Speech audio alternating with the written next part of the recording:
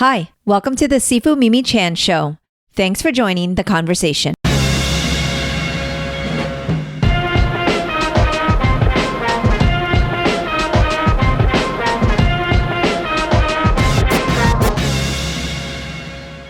In a world where the narrative of beauty is often narrowly defined, 14-year-old Sumer Strawbree's voice emerges as a powerful testament to resilience and self-love. Her book on affirmations that has sold over 10,000 copies, Black, Brown, and Beautiful, delves into the transformative experience of being bullied in elementary school due to her appearance.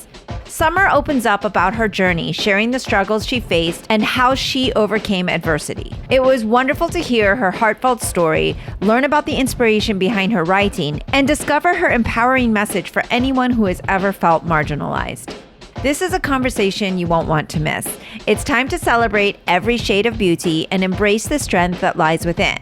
We're so excited to have Sumer as one of our guests at the upcoming Blasian Book Fair in Orlando at the West Oaks Mall. Join us for a lively panel discussion, and she will also be leading a vision board workshop. Bring poster board, markers, glitter, and photos of anything that inspires you or that you aspire to. We hope to see you at the Blasian Book Fair on Saturday, September 14, where we will also have live performances and every attendee will get a book. I am honored to share in these conversations and hope you enjoy listening. If you do, please rate my podcast on your platform of choice and share it with others. If you would like to support with a donation to help keep this podcast going and support the work I do, you can become a patron of the show by visiting my website or patreon.com/SifuMimiChan. For comments or suggestions, reach out on social media at SifuMimiChan. Now on with the show. Sumer Strawbree, thank you so much for joining me on my podcast today. Thank you so much for having me. Absolutely. I am so thrilled that you are in Orlando because normally I have to be on Zoom and it's super lame and, very flat, two-dimensional. And this is awesome because we get to be in person. Exactly. Yes. And you're on summer vacation right now. So yes. I didn't get you out of school for this because sometimes that's a really exciting thing. Like, no, we're going to do this on a weekday at 11 a.m. But it's cool. Maybe we'll do another one in the fall. But I am so excited to talk to you because, as a female martial artist and a martial arts teacher, one of the things that's super important to me is empowering our young women, but also our youth. And that is certainly something that you have been doing, my dear. Yeah, I think it's super important. So I'm an author and illustrator. I created affirmation coloring books for young Black and brown girls, especially minorities, so they could build their confidence. And I think that was really important to me. Since I was bullied, that lowered my confidence. My dad, he had to introduce me to positive affirmations. That built up my self-esteem, and I really wanted to have representation for Black and brown girls as well, which was really important to me. Absolutely. I mean, you just kind of said so much there that I really want to delve into. Let's just kind of take it back a little bit, rewind. So a lot of people don't realize what the experience is, quote unquote, nowadays in school, because it's a very different dynamic. I'm not going to age myself, but my listeners and viewers already know, but it was a very different thing. Like, bullying of course existed. And I understand now even there are so many different facets to the word bully. Like, how do you define that? So bullying, I really believe it's when someone is kind of attacking you either verbally, with cyberbullying, physical bullying, and it changed since back then what my parents and maybe you have went through, because cyberbullying is really popular right now, and I think it's really normalized as well. And people may not feel like they are a bully, but it's because they're seeing from another point of view. And bullying, it's getting up there right now with suicide rates as well, especially with girls. Between the ages of 8 and 14, girl self-esteem plummets by 30%, and that's pretty large. So I really wanted girls to have something that it's like a tool and a resource that they can use to either build their confidence or have representation for themselves. Yeah, and because when I grew up, I had these things. They kind of look like these little black boxes. They're called pagers. No. But But basically, we didn't have cyberbullying. I mean, I was literally in college when the internet came about, and it was like, ooh, what is this thing where you can look up everything? Can you tell me a little bit about, because also our listeners are of all ages, like, what does that actually mean, cyberbullying? So does that mean someone's on your social media, or do they have your actual phone number, or how does that work? How do they reach you? And basically, this is really scary because it's with you all the time, your technology, right? And so it's something where people have more access, I would imagine. Yeah, it's pretty hard to escape cyberbullying. I was cyberbullied in middle school, so it was where I released my second coloring book with affirmations. Somehow, kids, my classmates, got my phone number. Okay. And now I'm thinking back at it, that means one of my friends gave someone else my phone number, and that's how it started. So also social media, I was cyberbullied on Snapchat. So multiple kids would put something on their Snapchat story referring to me, and then my friends would start asking me questions for some reason. And it felt like I didn't get a lot of support with my business. And it was kind of unfortunate because I'm trying to help out children and people like me in my community, but I guess like my classmates and kids at school wouldn't see it that way. It's pretty hard to block cyberbullying. I mean, you don't really have to like block the person that's really bothering you. Definitely tell the school if you are a student. Tell your parents, of course, that's the most important part. Tell someone that you trust, because it's a hard situation to go through, and it's pretty hard to escape nowadays. So yeah, I would imagine it's also really scary for a lot of young people who don't really know the difference between, oh, this is just someone bantering and they're just trying to reach out to me, or is this negative talk? Or exactly. I feel like there are so many instances where people don't feel like they could be bullied. Like that's not me. I'm not a victim, or that I'm fine. Nobody hit me, right? And so, but you're kind of explaining that anybody who isn't attacking you or making you feel pretty much unsafe or uncomfortable, or making fun of you, the very traditional bullying in person type of thing. I mean, that does also happen online, and it can be really toxic. And like you said, for women especially, I know on your website, and I have it over here on my laptop, but like you have all these statistics about suicide rates and really, really scary things when we think about the dynamic of what the youth are going through. And as adults, we don't necessarily proactively ask. Like, you get the, hey, how are you today? How was your day? And your usual response from you is fine, right? I mean, most people. What would be your advice to kids that are afraid to talk to their parents, or haven't talked to a teacher and don't feel comfortable, or don't know how to find the words? Like, what is it that you do tell them that they should do? Okay, so I want to refer back to the part where you're saying it's kind of like bullying. Well, people see bullying as a joke. Yes. That's exactly how I felt when I was in elementary school. Yeah. So I didn't feel like I was being bullied at first. And I really thought the kids were joking, because it's elementary school. Everybody is joking around, making comments and things like that. But once my dad told me, that I'm being bullied, and he's seen how I became insecure more, I kind of realized that as well. But for the children and students that may be going through bullying and they don't want to tell anybody, I would probably definitely recommend doing I am affirmations. That really helped me build my confidence.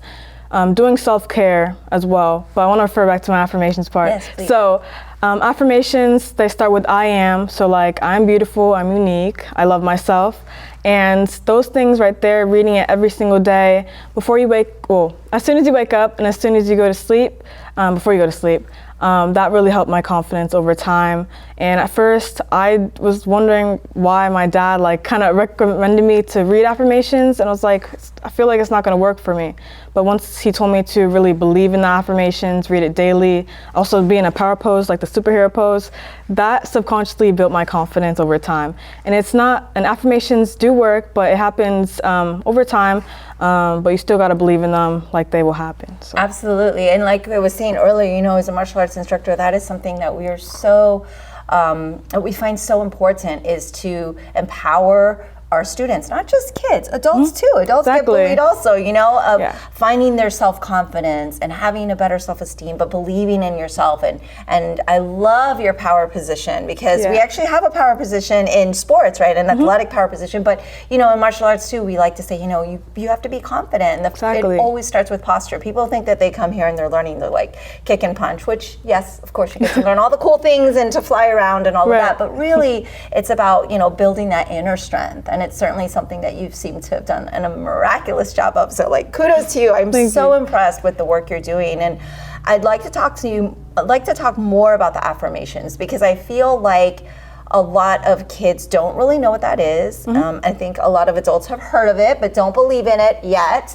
And I Right. feel like it's something that is really understated. And I love that your dad took you through these and it worked for you. And was this in elementary when that Yes. started? And so you've been doing it for quite a long time then. Right, yeah. Yeah. It's definitely have worked. And nowadays I see how affirmations are becoming more popular, which is so great, especially on social media and everything like that.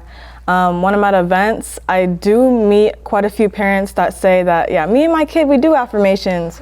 And I think that's really exciting. And some schools even do their own affirmations as well, which I think is really important as well, because it gets the children and students in a mindset where they feel confident, where they feel empowered, and they're ready to start their day and things like that. So. And now I would guess, and you don't have to share because they are kind of personal. Like people, you can of course, but like people maybe they'll change them, right? Like it doesn't have to be the same one all the time. Exactly. Like, do you have kind of a running list of like, this is my Monday affirmation and this is my Sunday, because you have different challenges every day. Do you have Exactly. different affirmations for different situations? Yes, so definitely I have personal affirmations, affirmations for school, for my future. So different aspects in my life that maybe I do see a problem in. So I take a negative affirmation like, maybe a student or a girl is feeling ugly or things like that. So take that affirmation, think about what's the opposite of that affirmation. So I'm beautiful. So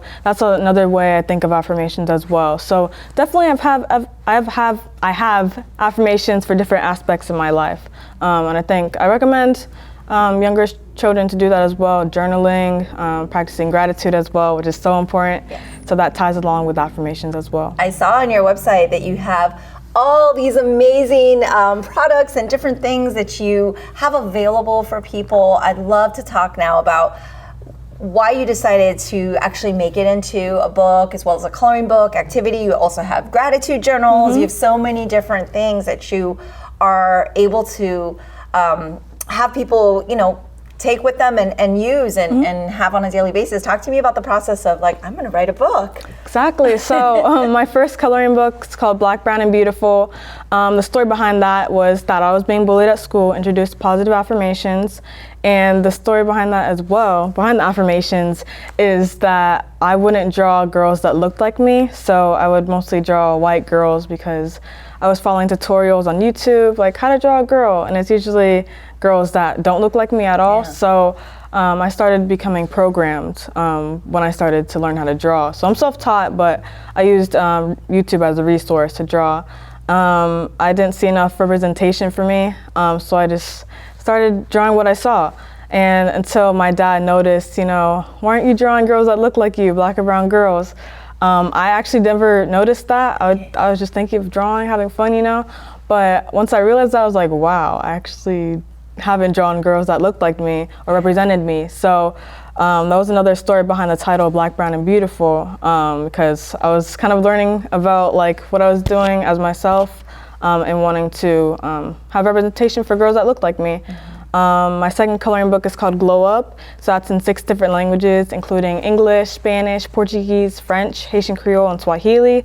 So it's talking about how black and brown girls, we're from many different countries, many different regions in the world, and we speak many languages. So that's also due to the transatlantic slave trade. So taking people from Africa and spreading it across the world. And that was another part of the book as well. I also have in the back of my affirmation coloring books where girls can write their own I am affirmations. So they could start, they read the whole book, now it's time for you to write your own affirmations, your own personal affirmations as well. Also the gratitude journals, that is so important. You have to be thankful for the day.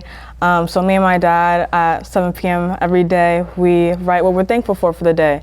We're thankful for the good things that happen, and we also reflect on the bad things that happened that day. So being thankful, that's another aspect of the affirmations that are so important to me too. Yeah, and it's really interesting we're having this conversation because I podcast a lot, and a lot of times my husband and I, we delve into a lot of philosophy, as he's a strength and training conditioning coach and mentor as well as a martial arts teacher, and we're always kind of trying to figure out what are ways and what are things that people need to hear. And it's really interesting because gratitude comes up so much, and I think it's very counterintuitive to be grateful for things that have happened that maybe aren't positive.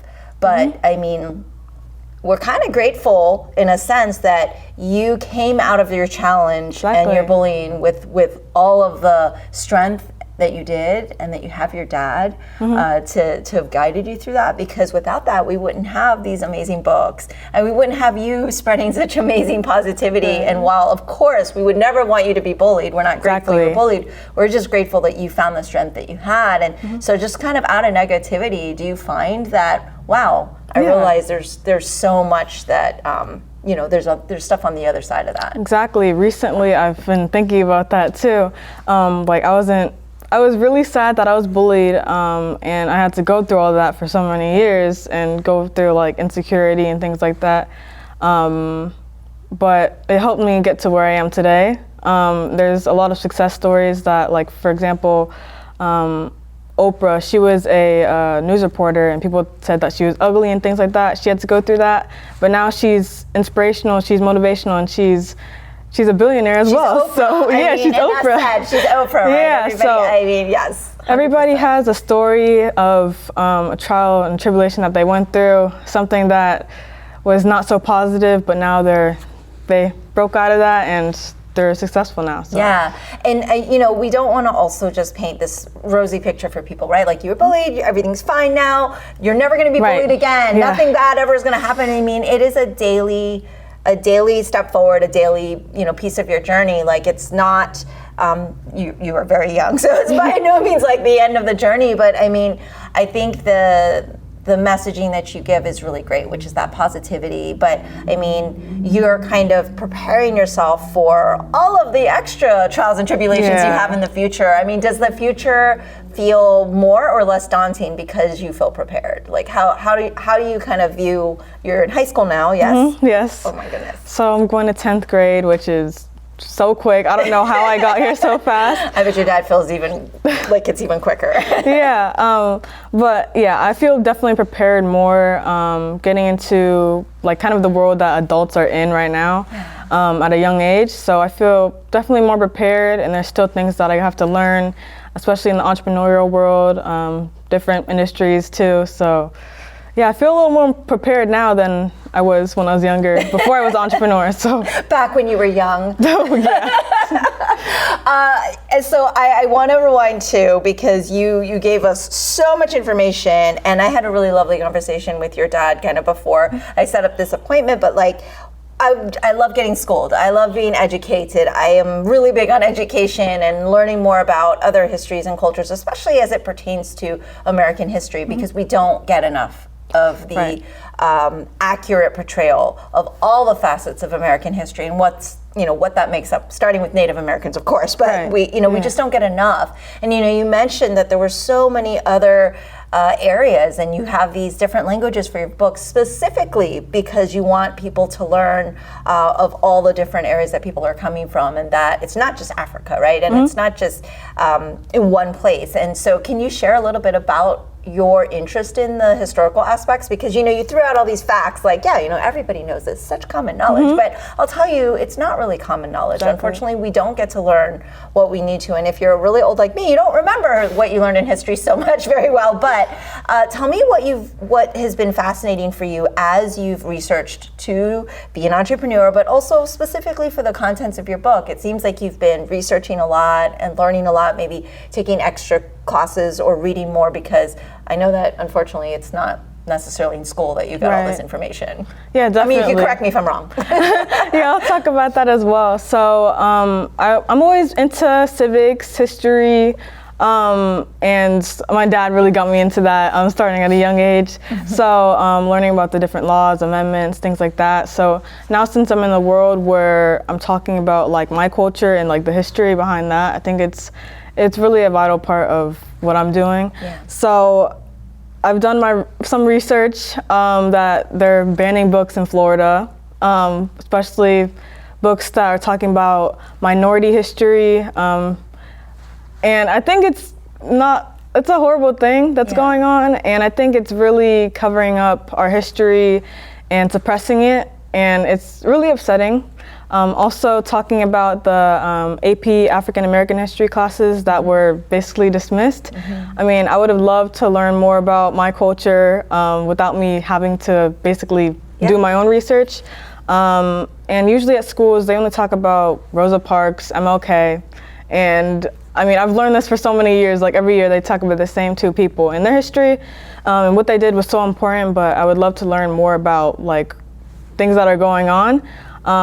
And I mean, they're basically talking about American history, but they're not talking about everything that happens from different points of views. And I think that's not a good thing that's happening right now. So yeah, I feel the same way, you know, which is why one is how I found you actually, right? Because I am also the director of Make Us Visible Florida, which was, wow, okay, we're supposed to be learning all of these facets of history that's in our, you know, Florida law, so to speak, right? And then I was like, oh, I don't know. I know even less about Asian American history as an Asian American, and it was really embarrassing. It was also really, I felt the same way as you. And so yes, we're generations apart, but I can tell you growing up, not seeing yourself represented, you tend to go, oh, well, if I get a doll or if I draw a thing or if I look at a movie, like you're seeing what other people's portrayal of America is, and it's not really through our eyes and through our experiences and through the family that we see around us. Like I'm grateful I have family and I have a community here that, you know, allowed me to stay in touch with my culture, but I didn't know anything about Asian American history, right? I didn't know about all of these people that I recently have learned about through this journey in my 40s, okay? So you're way, way, way ahead of the game, you know? But yeah, and so because of that, I was like, oh, this is something we need to fight for. And then, of course, I found you because I was over at the mayor's office, Mayor Demings, who is a huge supporter of our initiative and has been a huge supporter of Walam and all the Lunar New Year's. And even back when he was sheriff, I've had him on the podcast, actually. Okay, yeah.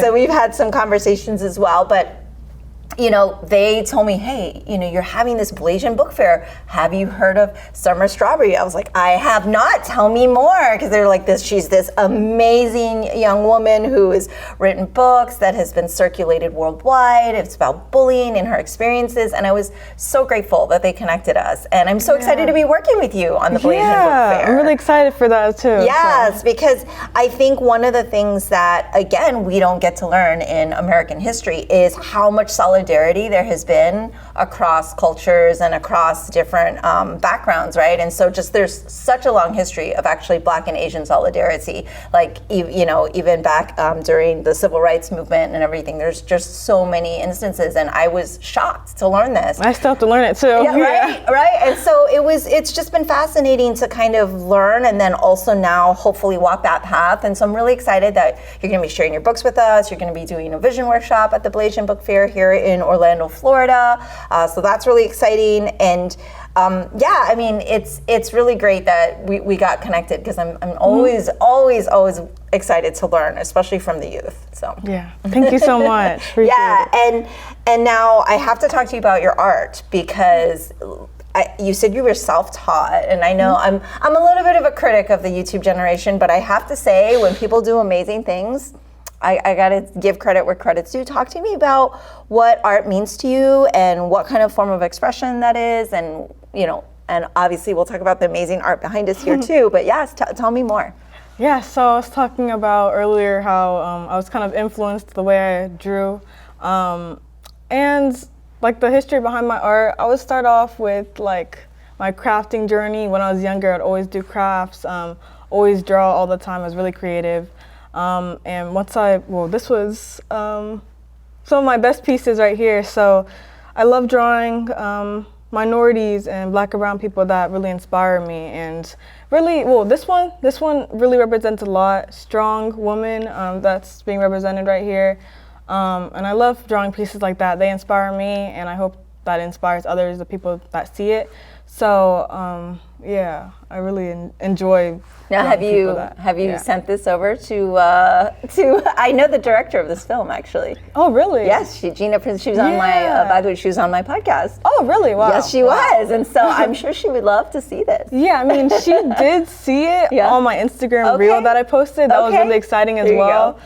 She's seen that, which was really, really cool. Yes. Yeah. Yes, I think that it's incredible, and I think that art is such an amazing form of expression when you can actually, I don't know, do you actually put pen to paper or whatever you call it now? Because I don't know, it's all on the computer, but like it's so remarkable.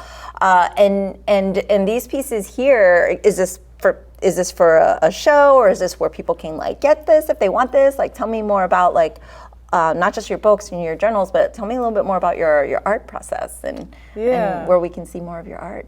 Yeah, so you mean like the process of creating my art? Sure, that, and then also what's next with what do you do with the art? Like you bring it to all your events and. Yeah, so the art process is that I basically find something that inspires me and try to make it into my own personal way. Okay. And I've been drawing digitally since 2020, so when I was like in 5th grade, and time is moving so quickly. But yeah, also on my vision board when I was in elementary school, I created my vision board. I was like, what do I really want to do with my art? Mm-hmm. And I really said that I wanted to put my art in art galleries. Okay. And so that's been happening recently. Awesome. My art is at a local arts gallery in my community. Yep. And also coming to the Venture X exhibit that's coming pretty soon. So I'm really excited for that, and I'm glad that my goals are being fulfilled via my vision board too. And so talk to me about the vision board, because I know that is how you got to accomplish a lot of the things in terms of being able to see it. I understand the process of, the concept, but I want to know what that means to you, and then why you find doing vision boards such a, reinforcing thing, like why it's worked for you. Yeah, vision boards are so beneficial. I've been creating my vision board since I was in elementary school, and it's been really helpful. Instead of writing your goals down like on a list form, I think it's really important that you really visualize it. That's why it's called a vision board. So you can see your goals before it really happens. And creating a vision board, the process is really fun. It's like crafting, very creative. But once you see those goals and visions come to life, it's really exciting. And I've seen a lot of exciting things happen on my vision board so far. A lot of goals that are being accomplished. And being on national TV was one of my goals on my vision board, which I've accomplished a few times. Congratulations. So, thank you. But yeah, I think seeing the vision come to life is really exciting. Yeah, absolutely. Were you nervous being on national TV? I was deep down inside. I was still confident at the same time, which was pretty much portrayed on TV. And I don't know. Okay, so like I know the goal, it was accomplished, but I'm like still kind of in shock. Of course, and you should you enjoy the moment. The old person is going to give you I've lived this amount of years. I'm just going to tell you, just enjoy every moment. And I know you're ambitious and like on to the next thing, but you can totally spend time still being shocked and in awe and being excited about it, and enjoy your moments. All right, I have to ask about the strawberry. Yeah. I mean, it's a very cool take on strawberry. Obviously, we're donning a lot of swag here, some strawberry earrings and everything. So tell me a little bit about why Sumer Strawbree. This is a frequently asked question that I get a lot. So I came up with the name Sumer Strawbree because I like the summertime, especially when it's hot outside in Orlando, Florida. I know people do not like the summertime. It's hot. Like people usually go to beaches and things like that, and that's like the most exciting part about summer. But for me, I just like the weather. I rather it be summertime than winter, because I'm not a fan of the cold. Also, my favorite fruit is strawberries. Okay. So I combine those two together to make Sumer Strawberry, but I wanted to make it a more stylized and like personal, unique way. So I made it Sumer with one M, Strawbree. So, Yes. Oh, that must have been fun though, to kind of come up exactly. with your, I guess your public persona. Yeah, my call it. alter ego. Your alter ego, all right, which that's really interesting because I feel that I very much sometimes have an alter ego in like, okay, here's my professional, this is Sifu Mimi Chan, or even, you know, my stuff with film, but like, do you feel like sometimes there's this crossover or that you're kind of confused, like, who am I today? Or is it really all the same person to you and it's just really kind of what the public sees? I think that's a good question. I've never been asked that. So when I'm like at school or things like that, I kind of tone down my confidence a little. Well, I mean, I'm definitely confident at school, but in a way that it's kind of hard to explain. But definitely, I feel like my persona is definitely Sumer Strawbree at school and professionally.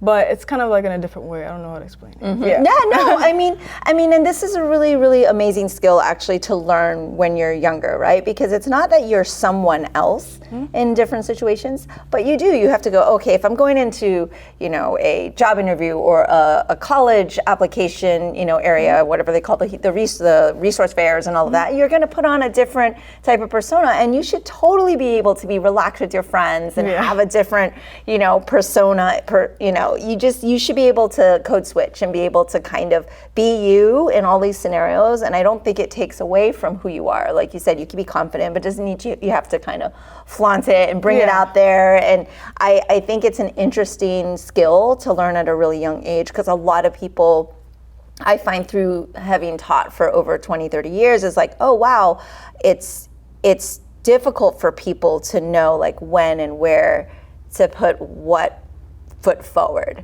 right? And so I think it's a really unique skill that you're gaining, and maybe didn't realize that that's happening, but it's true, because it's there's always a time and a place. I always tell my kids, I'm like, you know, my kung fu kids, there's always a time and a place, like, because we go to tournaments, we'll go to different environments, and there's different mindsets that you do have to kind of turn on and off. And I think those go in line with your affirmations, right? Like today it's the whichever one you need for, I'm going to go on camera or something. So do you have, I always ask this because I talk to a lot of athletes or a lot of professionals in their industry, whether they're, you know, on stage performing or whether they're actors. I have a lot of film people on my show. Do you have kind of a ritual or routine that you do before anything that would make you quote unquote nervous, like maybe right before you go on screen? Or is it like, okay, the art gallery is about to show my pieces? Or is there anything that you do to kind of prepare yourself for a moment that you're anticipating?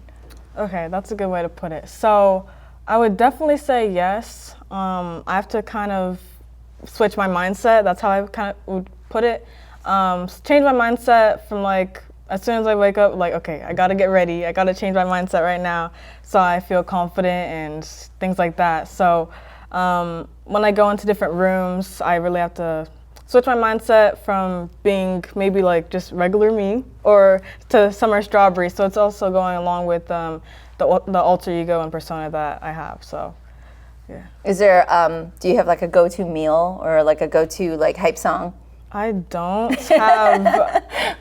don't have strawberries. Oh yeah, that's a good thing. Is that gonna be in your rider? Like, always need strawberries in my room, my green room, please. I'm sure that's in your rider. I'm gonna tell Dad. I should do that. Yeah, but I don't have a go-to food routine right now. So. Oh, okay, that's okay. Yeah. I was just being, you know, I'm really big on food. My listeners and my viewers are laughing right now because I always find a way to bring up food in my conversations. Speaking of which, because is there any specific food that's like your like family meal? Because, you know, I am Chinese Jamaican, so there's a lot of Jamaican food in my house, and I love to talk about food. So is there anything culturally or anything different about like the way your dad does this or you cook, for example? Is there any special dish that we can all look forward to sharing? No, I'm just kidding. I also invite myself to meals all the time. So, oh, okay. Just so you know.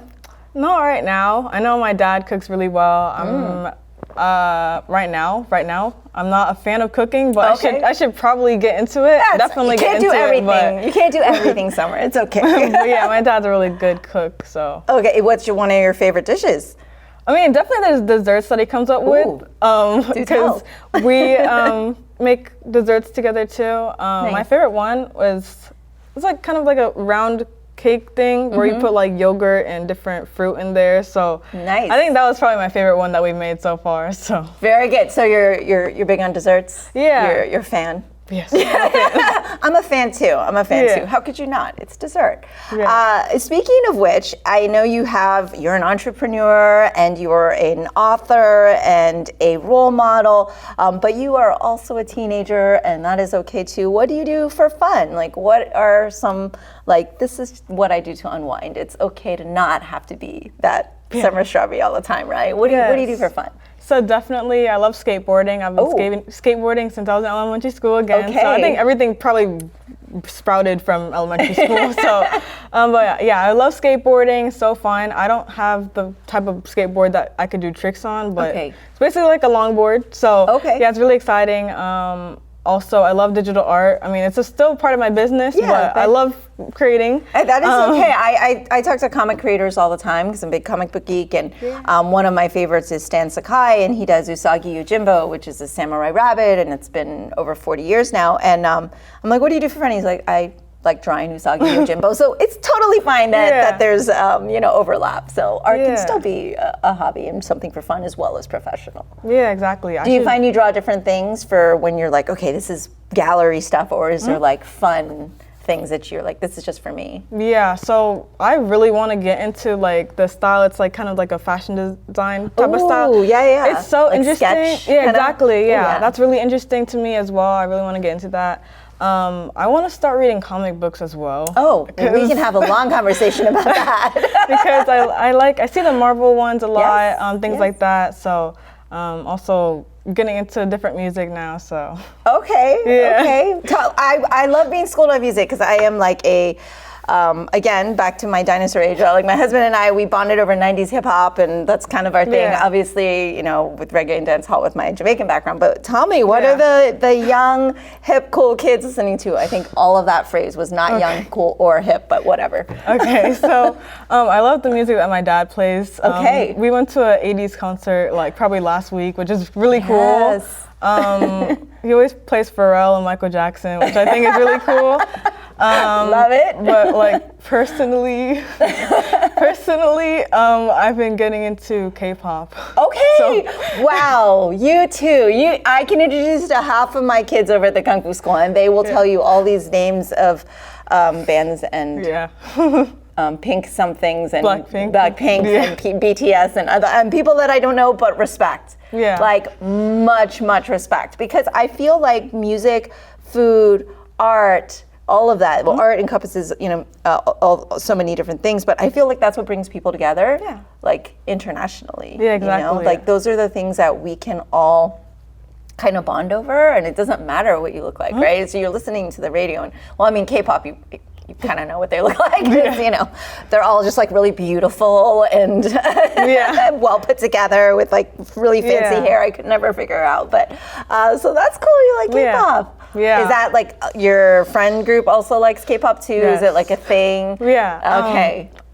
I have a small group of friends that like it because most people from my school, they think it's weird. But that's just because they haven't been exposed to it. Exactly. Do you find that people you interact with will label something weird? Do you feel like it comes from a place of fear or misunderstanding or not knowing something? Definitely misunderstanding. I used to think of K-pop as interesting because I wasn't into it yet. Because I haven't been exposed to it and haven't heard any of the music. So I definitely learned more about Asian culture as well once getting into it, because I love learning about different cultures that aren't mine. So.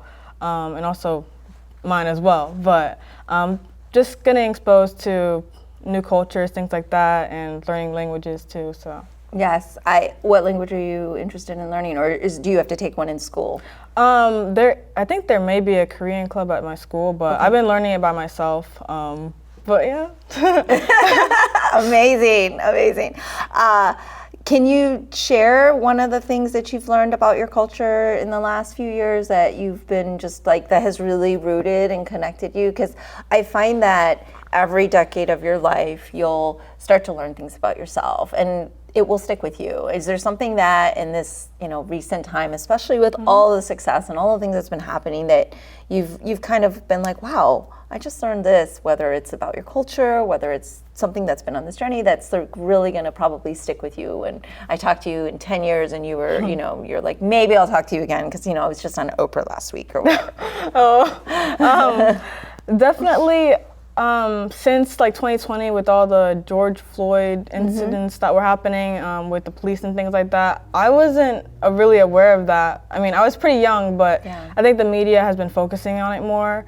But even taking a step back from that, learning about different figures that are in the Black community that made an impact and really influenced the culture, especially African American culture as well. So I still have to do my research on it. I'm still not done learning. So yeah, that was a really frustrating and angering time for everyone, right? Especially the Black community, and like being that it was while we're all kind of in lockdown, it was just such a visceral thing, right? To kind of view, and it was one of those moments where I thought again, like this is where it is so important that we're supporting one another across communities. It is so important that we are standing up for all the things that we believe in, and that right is right and wrong is wrong. And yes, the murder of George Floyd was absolutely an outrage. And I would imagine if at the time, because school was out, like you guys were not in, it was like everything was locked down, it was all virtual. Like I imagine that there would have been even more dissonance, meaning like if we were in school, because this is Florida and I'm a big critic of the way that we deal with education and the censorship that's been happening with banned books and everything. I feel like conversations would have been halted. I feel like there would have been a lot of people that would have not wanted students to have these conversations, but I think it would have been really healthy for them to have been able to have an outlet to be able to talk to their peers and one another. Was there a community of friends that you guys spoke to one another? Like, hey, this is happening, here's how we're feeling. Since you brought this up, I wanted to make sure, like I brought together my community here and we did kind of conversation from all ages, and we made sure that we actually, ensured like, hey, here's how we is, when I say we, I say is the Kung Fu school, but like my community, here's how we stand, and we absolutely stand, with the Black community on this and what's been happening. Did you get a chance to have healing from that? Because it was so frustrating. It was so, and that's not even the right word. It is downplay of the right word, but like, did you get an outlet? Did you have people that you could talk to other than your dad? I know your dad's like there for you 1,000,000%, obviously, but it's good to have peers too that you can be with. Actually, I've never thought of that because I don't think me and my friends really discussed that topic. Yeah. But I've seen it myself on social media of like the incident that happened with George Floyd and many other Black people that may have had different situations going on. But me and my friends have never really discussed that. Interesting.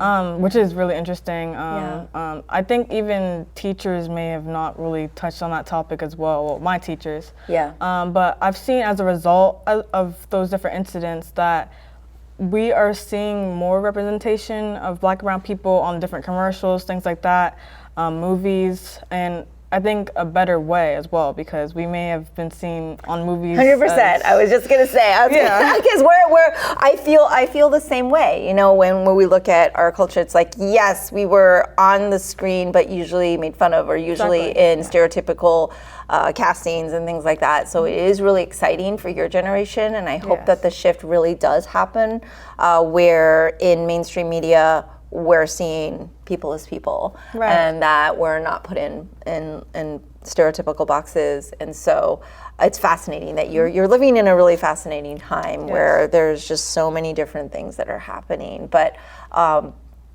and unfortunately just too slowly, too slowly, yes. because you even had a journey yourself where like you were sharing about your art, and you never thought to draw Black or brown beautiful people, which is certainly the case. And it's like, wow, when you did start to do that from an art perspective, like how did that feel, and what was that like for you? Because it was probably a huge mental shift as an artist, but as a like realizing like, wow, I never really did that before. As I was young at that time, Yeah. I never thought much of it. Yeah. But since I'm like reflecting back on it Yes. now, it's just seeing how it's kind of different now with representation, what I'm seeing, especially on different cartoons and Yeah. things like that. I feel like the new generation, which is the generation after me, I think it's really great for them that they were just born with more representation than like even my generation was. And I think it's really exciting for them. And for my art journey, I really didn't think much of it when I was Yeah. younger.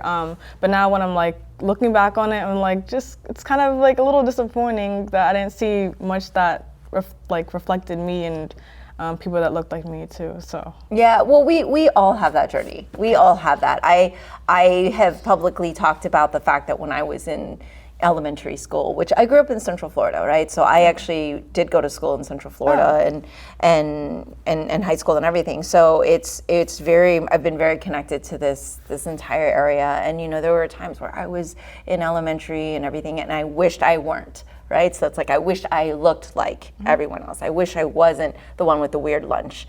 Now I'm like, everyone wishes they had my lunch, but we all go through that, and I think it is you use the word disappointing, but I think it's just part of that growth and that journey. And out of the negativity and the trials and tribulations comes all the positivity and all the amazing things that you're doing. I am so impressed but overwhelmed and grateful to be able to know you and to be able to learn from you. I'm very excited for the Blasian Book Fair and for you to be doing a vision board workshop as well as speaking, and we're gonna have a really great time just with other authors from various backgrounds and being able to kind of listen and learn from one another and give out free books. So I will tell everyone that we will definitely have banned books at the Blasian Book Fair. We will definitely have all books, and they will be free. So we are fundraising to ensure that we can purchase books from authors and things so that we can provide books to everybody, because we want books to be accessible, because they should be accessible. And of course you have your wonderful local libraries, which right now are untouched, and we hope it always stays that way, but so reach out. And has reading been always a big part of your journey? Yes, and I'm starting to get back into it. Okay. Because I'm trying to read books more frequently now, especially over the summer when I have like more time, like less homework. But yeah, definitely I need to get more into books, especially ones that are like that have minority leads as well. I think that's really important for me to like read something that I could most likely relate to. Yeah. Do you have any like favorites that you've come across? I mean, no pressure. Or are there ones that you would recommend? I started reading one right now. I forgot the title, It's okay. which is unfortunate, but yes, I'm trying to find more books that maybe have more Black and brown girls that are represented in a good way. So. Yeah, there's some really great books out there. And I think that it's always a fun thing. Like back in my day, I keep saying this is like, well, but there's these really wonderful things called audiobooks now, and they're amazing. Like before they were on these little cassettes, so there's these things called cassettes, and they had, but basically they were like the production level on audiobooks is vastly different, especially biographies and autobiographies. Autobiographies, if it's read by the author, one of my favorite autobiographies and audiobooks of all time is Trevor Noah's Born a Crime. Like I highly, highly, highly recommend everyone read it, because it's in his voice and he's a comedian, so his deliveries, but it's fascinating and absolutely amazing. So you can put that on. That's my recommended book read of the day. But in any case, is there anything else you want to share? Please tell all of our listeners and viewers like where they can find you, where they can get your books, where they can direct people who need your books, because so many Adults and children need your books, not just youth. I think this is really good for everyone to learn from your journey and to have affirmations in their life and positivity and gratitude and et cetera, and beautiful things like art. So tell us where we can find all of your amazing things. All right, so you can find me at sumerstrawbree.com. So SumerStrawbree.com. So Summer with one M, Straw, B-R-E-E. I also have Facebook, Instagram, YouTube, TikTok, where you can see all my content as well. Oh my goodness, amazing. And do you manage all of your social media content? Because I will tell you, I am very unhappy with the world of social media, and so I try to delegate that as much as possible because it's so overwhelming. But I know generationally that just means because I don't have the skill. Like, are you able to manage all the things? It's fun for you? Well, the help of my dad, actually, because he has to manage my account. Yes. It's so important because there's crazy things online. And people say some weird stuff. So. Yeah, definitely my dad manages it. That's good. But you create your content. Yes, with the help of my dad, though. Yes. Well, what I mean is you're in the process. Exactly. So, but do you have fun with it? Do you enjoy doing reels and things like that? Yeah, Like you enjoy? I love the content creation process, like the marketing as well, which I'm pretty interested in now. Okay. So how it works, yeah. Oh, I cannot wait to see what you do next, and I wish you. You don't need it, but I wish you all the well in all the different facets of all the different things you're creating. I love all of this. I love the artwork. I love the books that you're making. So please continue that. You are such a role model for so many people. So thank you for that. We need more strong women who are leading the way and showing the world what they can do and speaking out. So thank you for that. I'm absolutely in awe. So. Thank you so much for having me today. All right, we'll see you all next time. Bye. That's all for today's episode. Thanks for listening to The Sifu Mimi Chan Show. Please subscribe and rate my podcast on your platform of choice and leave a review. You can become a patron of the show at patreon.com/SifuMimiChan to help keep this podcast going. Follow me and interact on social media at Sifu Mimi Chan on Instagram or Facebook.